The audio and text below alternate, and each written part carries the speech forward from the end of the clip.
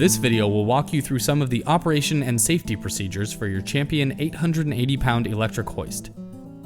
Make sure to read your operator's manual and become familiar with all of the safety and operation guidelines.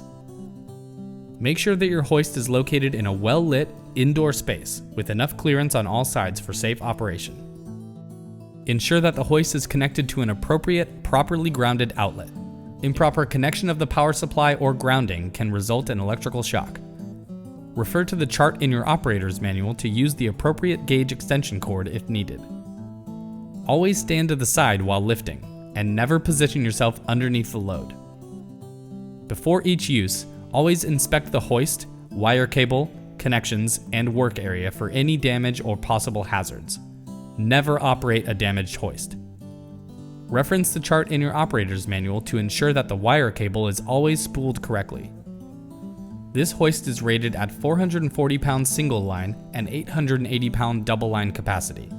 Overloading the hoist can cause damage, injury, or death. For single line operation, the maximum rated load is 440 pounds. Always ensure that the load is positioned directly underneath the hoist, and connect the support hook directly to the load, or use properly rated hoisting sling, chain, or shackles if needed. The safety clasp on the support hook must fully close to lock the hook in place. For loads above 440 pounds, use the pulley hook to double wire the cable line and raise the maximum rated load capacity to 880 pounds.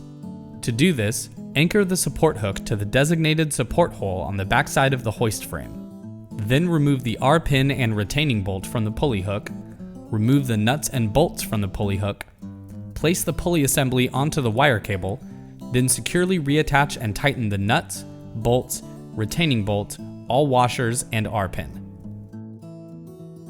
Confirm that the pulley is fully aligned with the cable, and test a small load on the pulley hook to make sure the connection is secure and the roller is properly aligned.